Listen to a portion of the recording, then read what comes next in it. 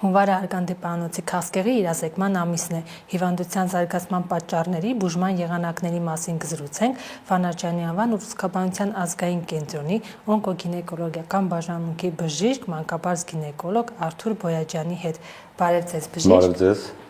Ինչն է հանդիսանում արգանդի պարանոցի քաղցկեղի զարգացման պատճառը։ Շնորհակալություն նախարարի համար։ Նախ ասեմ, ինչպես ասեցիք, հունվար ամիսը ամբողջ աշխարհում համարվում է արգանդի պարանոցի քաղցկեղի իրազեկման ամիս, որի նպատակն է մեր ազգաբնակչությանը, հատկապես կանանց, տեղեկացնել, թե ինչ է ինձ ներկայացնում արգանդի պարանոցի քաղցկեղը, որոնք են ախտանիշները, ոնց ախտորոշել, ոնց բուժել, ոնց հետևել, եւ պետք է տեղեկացնել նաեւ արգանդի պարանոցի առողջության կարևորության մասին։ Եվ պետք է նաև տեղյակ լինեն, որ մեր երկրում նաև կա սկրինինգային հետազոտման մեթոդներ, որոնք պետք է բարդաթիր ընդգրկվեն։ Նախ ասեմ, որ արգանդի պարանոցի քաղցկեղը դա այն հիվանդությունն է, երբ սկսում է արգանդի պարանոցում զարգանալ, աճել կամ տարածվել ոչ նորմալ բջիջներ։ Եվ այդ զարգացման ընթացքում կանայք սկսում են կանգատվել ացիկլիկ արգանդային առնահոսությունից, այսինքն դաշտանից դուրս արուն են տեսնում։ Լինում են նաև սեռական հարաբերության ժամանակ քսվող բնույթի կամ արատ բնույթի արունային արտադրություն, լինում է նաև դեղնավուն տհաճ հոդով արտադրություն, լինում են մի մասը բողոքում են որովայնի ստորին հատվածի ցավերից, մի մասը կոդկային շրջանի ցավերից, իսկ երբ հիվանդությունը արդեն ավելի է զարգանում, այսինքն սկսում է ուռուցք աճել հարևան օրգանների վրա։ Մեր հարևան օրգաններն էլ միզաբարկն է եւ ուղիղ աղիքը, արդեն գումարվում են նոր գանգատներ, սկսում են արունամիզությունը, միզագաբությունը, դժվարամիզությունը եւ ուղիղ աղիքային արդեն արունահոսությունները եւ դեֆեկացիայի խանգարումները։ Ասեմ, որ հիմնական հիվանդանում են կանանց 35-ից մինչև 50-55 տարեկան կանայք, սակայն 20% դեպքերում 65-ից բարձր տարիք ունեցող կանայքն են նույնպես հիվանդանում եւ ավելի հազվադեպ 20 տարեկից ցածր։ Համաշխարհային առողջապահության գազམ་արգելության տվյալների հիման վրա տարեկան գրանցում են մոտ 600,000 նոր դեպք, որից ցավոք սրտի 300,000 ունենում են մահացու ելք։ Հիմնական 90%-ը դա ցածր եւ միջին եկամուտ ունեցող երկրներում է, իսկ 10%-ը զարգացած երկրներում։ Մեր Հայաստանի տվյալներով մենք տարեկան մի փոքր նվազում ունենք, բայց իհարկե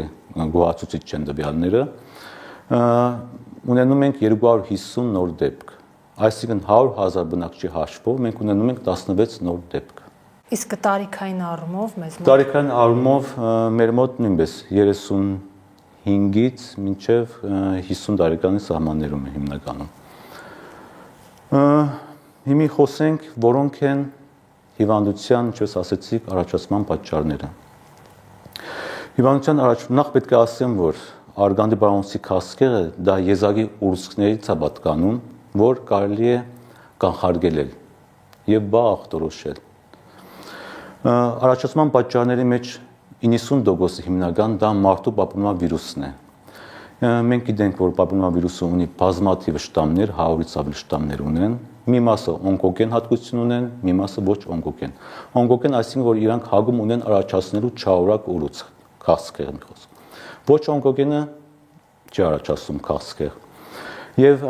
մենք ուշադրություն պետք է դարձնենք ամենաագրեսիվ, ամենաչար շտամները, դրանք 16 եւ 18-ն են։ Կան նաեւ 31, 33, 35 եւ այլն։ Եվ առաջացման պատճառների մեջ նաեւ մտնում է վաղ սեռական կյանքով ապրելը, բազմաթիվ սեռական զուգընկերներ ունենալը, վաղ մենարխեն, ուշ դաշնատատարը, շաքարային դիաբետը, ծխելը, ժառանգականությունը եւ այլն։ Իսկ հղիության արհեստական ընդհատումները պատճառ դառնում են։ Որոշ չափով կարող է նպաստել զուտ մեխանիկական վնասվածքների հետևանքով եւ իհարկե բերելով քրոնիկ բորբոքումների չբուժվել հետևանքով եւս կարող նպաստեն։ Դուք նշեցիք պապիլոմավիրուսը, բայց մի շարք վիրուսներ եւս արգանդի պարանոցի քաղցկեղի զարգացման պատճառ են, չէ՞, հանդիսանում, օրինակ այնտեղ քլամիդիան եւ միավդիան եւ այլն։ Այո, միավն էլ իհարկե նպաստում են, որտեղ այնտեղ առաջանում են այնպիսի միկրոֆլորա բորբոքումները, հիմնական քրոնիկ երկարատև չբուժվող բորբոքումները բերելու են տվյալ հիվանդությանը։ Իսկ հերպեսը Հերպեսը նույնպես վիրուսային է, հերպեսը ուրիշ երևույթներով արտահայտվում, ոչ քասկեղային։ պապիլոմավիրուսի առաջացման հիմնական մեղավորները ովքեր ինչպես է այն հայտում։ Հիմնական պապիլոմավիրուսը անցնում է մաշկիչ շրջան, մի խոսքով սեռական ճանապարհով է անցնում հիմնականը, ուրիշ ձև հնարավոր չի վարակվել պապիլոմավիրուսի ձևով։ Եվ այն կանխելու համար ինչ պետք է անեն կանայք։ Կանխելու համար, քանի որ մենք իմացանք, որ հիմնական պատճառը դա մարդու պապիլոմավիրուսն է, ուրեմն տվյալ քասկեղային հիվանդությունը մենք ծագումը վիրուսային է։ Եթե մենք ունենք վիրուսային ծագում, լավագույն ուրեմն կանխարգելումը դա պատվաստվելն է։ Նախ բավական մեծ ծրագրեր էլ համաշխարհային առողջապահության կազմակերպությունը կազմակերպել էր մի քանի տարի առաջ, որը պետք է գործեր մինչև 2030 թիվը։ Կազմված է 3 կետից եւ հիմնական նպատակն է, որ եթե մենք ասում ենք 100,000 բնակչի հաշվով ունենք 16 նոր դեպք, պետք է մենք նվազեցնենք 4 եւ ավելի պակաս։ Կազմված է 3 կետից։ Առաջի կետը, որ մինչև 15 տարեկան աղջիկների 90%-ը պարտադիր պետք է պատվաստված լինեն։ Առաջի կետը դա։ Երկրորդը այն կանայք, հատկապես որ 30-ից 60-65 տարեկանի ընթացքում բոլորը պետք է ընդգրկված լինեն, գոնե 70% ընդգրկված լինեն սթրինինգային հետազոտման ծրագրերին։ Եվ կանանց 90%-ը, ովքեր որ ունեն որևիցե արգանդի պարոնոցի պաթոլոգիա, օրինակ համար բորբոքումներ եւ այլն, դիսպլազիա, լեյկոպլակիա, բոլորն էլ ենթարկվեն համապատասխան մասնագիտացված բուժկենտրոններում բուժման։ Հիմա մեր երկրում էլ բավական այս տարի շատ լավ, կարելի ասել, լավ սթրինինգային ծրագիր են կազմել, կարելի ասել աշխարհի լավագույն ծրագիրն է լինելու, որտեղ որ կանայք 30-ից 60 տարեկան կանայք պետք է ընդգրկվեն ծրագրի մեջ եւ պետք է պարտադիր բոլորը հանձնեն մարդու պապիլոմավիրուսի տեստը։ Չեն ընդգրկվելու այն կանայք, ովքեր որ նախկինում վիրատված են, արդեն արգանդի մարմին պարոնոց չունեն, չեն ընդգրկվելու որ այն կանայք, ովքեր որ արդեն ախտորոշվել է արգանդի պարոնոցի քասկեղ, եւ չեն ընդգրկվելու այն աղջիկները կամ այն անձիկ, ովքեր որ առայժմ սեռական կյանքով չեն ապրել։ Ասենք թե հիմի ասենց 30-ից 60 տարեկան կինը դիմեց, պարտադիր պետք է հանձնի մարդու պապիլոմավիրուսի տեստը։ Եթե տեստը դվեց բացասական, այսինքն տվյալ անձը վիրուսագիր չէ, այս դեպքում հաջորդ հետազոտությունը կատարվելու է 5 տարի հետո։ Իսկ եթե դվեց որ վիրուսագիր է տվյալ անձը, պարտադիր պետք է ուղղագրվի բժշկի եւ կատարվի կոլպոսկոպիա։ Կոլպոսկոպիայի միջոցով բժիշկը նայելու է արգանդի պարանոցի վրա, որտեղ որ անհանգիստ հատվածներ կան, պետք է վերցնի նմուշ, հյուսված կամ բիոպսիա վերցնի եւ պարտադիր ուղղորդվի հյուսվածաբանական հետազոտության։ Եթե հյուսվածաբանական հետազոտության արդյունքը տվեց բացասական, այսինքն ոչ մի պաթոլոգիա չի հայտնաբերվել, այս դեպքում հաջորդ տարի պետք է կինը հանձնի ՊՇՌ տեստ։ Իսկ եթե տվեց, որ մենք ունենք որևիցե խնդիր, արդեն պետք է նորից ուղղագրվի մասնագիտացված կենտրոն բուժում ստանալու համար։ Ինքը շատ լավ ծրագիր է։ Եթե կարողացանք, հույսում եմ, որ անպայման պետք է ստացվի այս ծրագիրը։ Եթե ստացվի, մենք բավական լավ արդյունքներ կունենանք, որոշ եվրոպական երկիրներ արդեն հասել են 1-ի, այսինքն 100,000 բնակչի հաշվով ունենում են միայն 1 դեպք։ Հուսամ մենք էլ կունենանք նմանատիպ արդյունքներ։ Դա նաև պատվաստումների շնորհիվ։ Պարտադիր, այո։ Ինչպես ասեցի, մինչև 15 տարեկան կանայք 90%-ը պետք է պատվաստված լինեն։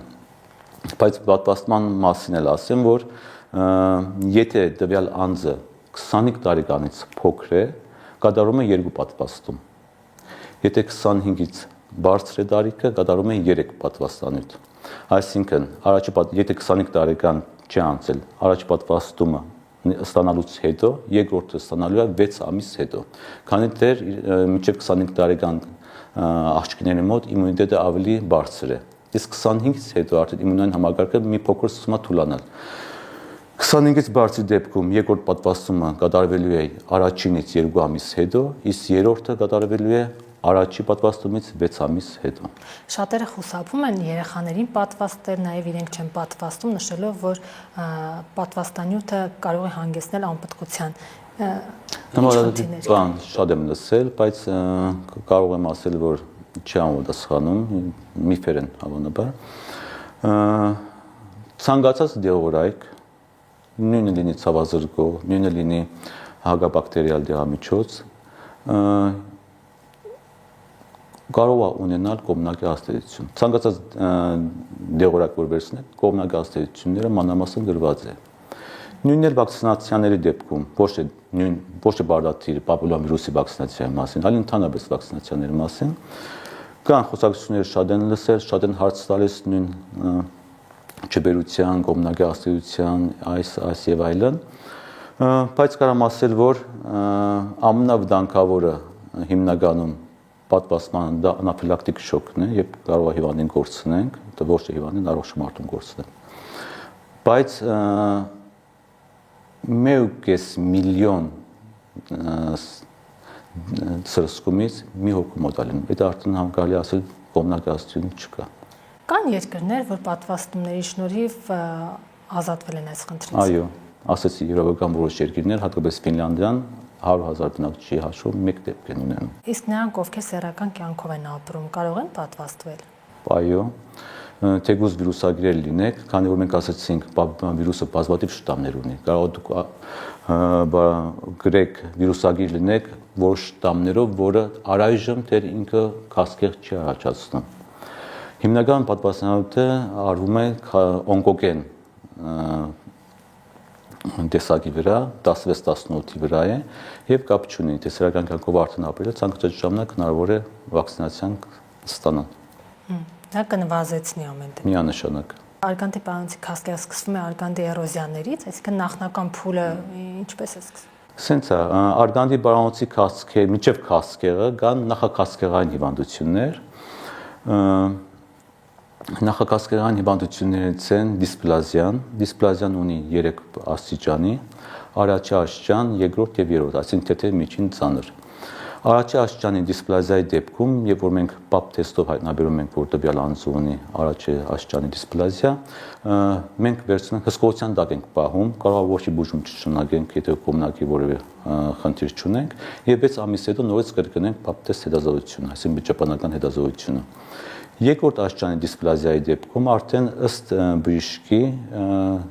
նշանակում ենք հագաբորբոքային համապատասխան դեղորայքային բուժում եւ բուժում ավարտելուց հետո կրկնում ենք պապ տեստը, որ նայենք արդյոք մեր երկրորդ աստիճանի դիսպլազիան վերացել է, թե առաջ է գնացել։ Իսկ երրորդ աստիճանի դիսպլազիան կամ ծանր դիսպլազիան հիմի նաեւ կարող ասում են կա in situ, այսինքն արգանդի վզի քասկեի 0 փուլ։ Այստեղ ինվազիա չունենք խորշերտեր, այս դեպքում կարելի է կատարել արգանդի պարանոցի ամպուտացիա, այսինքն կոնացը մենք արգանդի պարանոցի մի մասը հեռացնում ենք եւ բարդաթիր ուղարկելու ենք հյուսվածաբանական քննության, որի արդյունքում մենք իմանալու ենք մենք հետագա ինչ բուժումներ ունենք անելու, որևէ բան ունենք անելու, թե հսկողության տակ ենք վերցնելու։ Իսկ արդեն բուն քասկերի ունենք 4 փուլ, առաջի փուլ, երկրորդ փուլ, երրորդ փուլ, չորրորդ փուլ, ամեն մեկ փուլը ունի իր ենթափուլերը։ Հիմնական վիրահատական բուժումը կատարվում է առաջի փուլում եւ երկրորդի որոշ ենթափուլերում։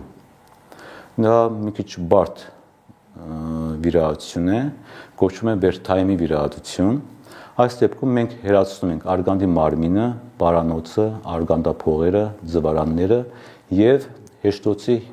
50%-ը, ինչպես նաեւ բարդաթիր պետք է հեռացվի կոնքի աֆշային հանգույցները։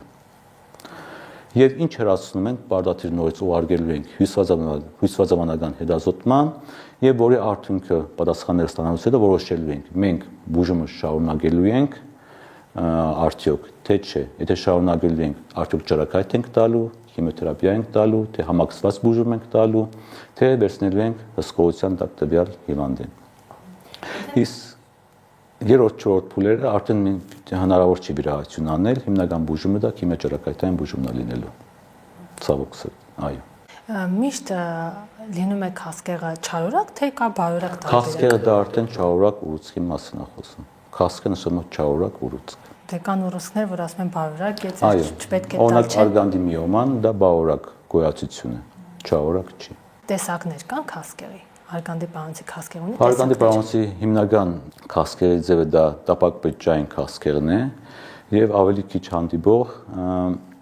գերձային ադենոկարցինոման է,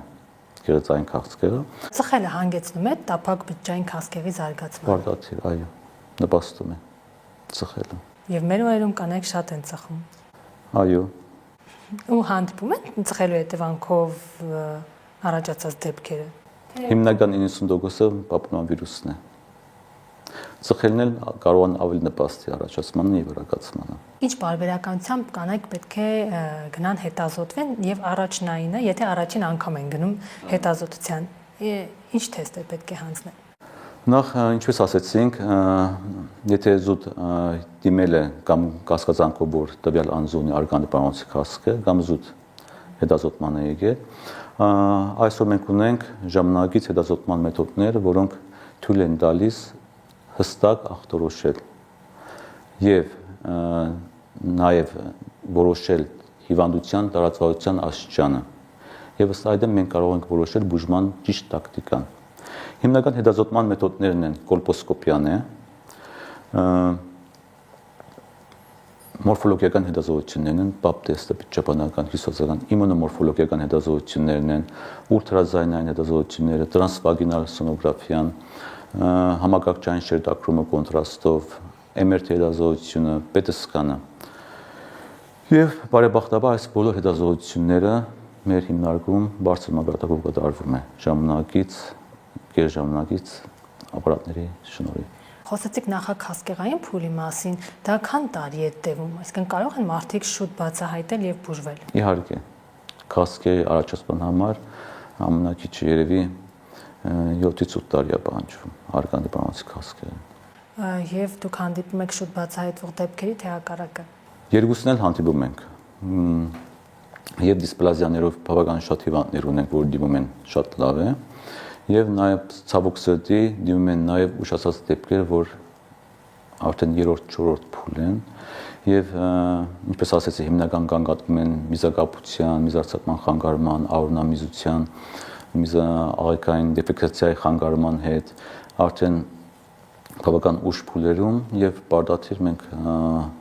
որոշ հետազոտություններ կատարելուց հետո արդեն ուղարկում ենք ճարակայթային բուժման եւ քիմիոթերապիայի։ Կան դեպքեր, որ չենք հասնում, չէ՞, ճարակայթային բուժման կամ քիմիոթերապիայի, դա որ դեպքում է։ Միանշանակ չենք հասնում, եթե ինչպես ասացի, առաջի փուլը ունի ենթափուլեր, առաջինի ան, առաջինի բեն, եթե տվյալ ուռուցքը փոքր չափերի եղավ, այսինքն ինքը գտնվում է առաջինի A փուլում, այդ դեպքում բարդաթիր իհարկե նորից հետազոտությունից հետո վերցնում ենք հսկողության տակ։ Իհարկե հյուսվածական հետազոտության արդյունքները, իմունոհիստոքիմիական հետազոտությունները նայում ենք ուռուցքի ագրեսիվության աստիճանը բոլորը հաշվի առնելով եւ տարբեր մասնագետների իհարկե ճարակայթաբանի քիմիոթերապևտի խորհրդատվություններից հետո արդեն որոշում ենք, որ գտնվելու է հսկողության տակ։ Եթե մասնակի վիրահատություն եք կատարել կամ արգանդի պարանոցն է հեռացվել կամ արգանդը եւ այլն, կանայք պետք է շարունակեն հետազոտվելը, թեստեր հանձնելը, թե չէ։ Այսինքն կարող է նորից վիրուս հայտնաբերվի իրենց մոտ, թե ասեք էլի, որ կեսը վիրահատված է, շարունակեն Միանշանակ, եթե լրիվ ամբողջական վիրահատություն չի եղել, նորից պետք է գտնվեն հսկողության տակ։ Եվ կանխելու համար ինչ քայլեր կատարեն կանայք։ Կանխարգելու համար ամենալավագույն տարբերակը ընդգրկվել մեր ծրագրային սկրինինգային ծրագրին մեջ գոնե տարի մի անգամ դիմեն բժշկի, մի անգամ ուլտրաձայնային հետազոտություն անցնեն, եթե կարիք եղավ գոնե 3 տարին մեկ պապ տեստ հանձնեն։ Ճշտող հարցը, եթե մեկ անգամ պատվաստվել են։ Մեկ անգամ քիչ։ Քանի տարին մեկ պետք է կրկնեն այդ պատվաստելու գործընթացը։ Պատվաստում լինելու է, ասեցի, եթե մինչև 25 տարեկան է, 2 ներարկումով լինելու, առաջի պատվաստելուց երկրորդը լինելու է 6 ամիս տարբերությամբ են պատվաստում, հսկողության տակ են մնալու արդեն։ Եվ դա ամբողջ կյանքի ընթացքում օգնում է կնոջ։ Այո։ Շնորհակալություն։ Խնդրեմ։ Մենք զրուցում էինք Վանարջյանի անվան ուրուցքաբանության ազգային կենտրոնի օնկոգինեկոլոգիական բաժանմունքի բժիշկ, մանկաբարձ գինեկոլոգ Արթուր Բոյաջյանի հետ։